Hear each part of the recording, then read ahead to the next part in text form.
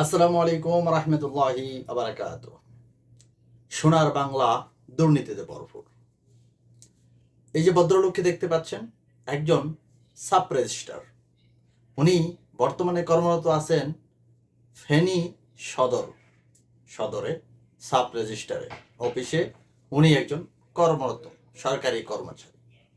ওনার বাহিরে কোনো ইনকাম নেই, বাহিরে কোনো ইনকাম সোর্স নেই, কোনো ব্যবসা প্রতিষ্ঠান নেই, কিন্তু উনি বিশাল আলিশান বাগান বাড়ি করেছেন এবং ঢাকাতেই ওনার স্ত্রীর নামে 7টা প্লট, তার পরিবারের সকলগুলোই ওনার স্ত্রীর। এখন বুঝেন টাকা কোথায় থেকে আসছে, বাকিটা আপনারা বলবেন। এখন দুদকের কাছে ওনার জবাবদিহিতা করতে হবে, অনুসন্ধান চলছে। তবে ওনার সম্পদের বিবরণ আমরা সংবাদ মাধ্যম দেখতে পাচ্ছি।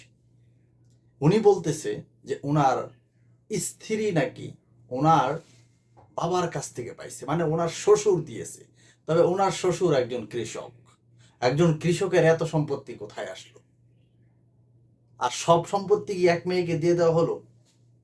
বিশাল বাগান বাড়ি, বিশাল, ছবিটা দেখবেন। তারপরে 7টা প্লট, বাকিটা আপনারা বলবেন।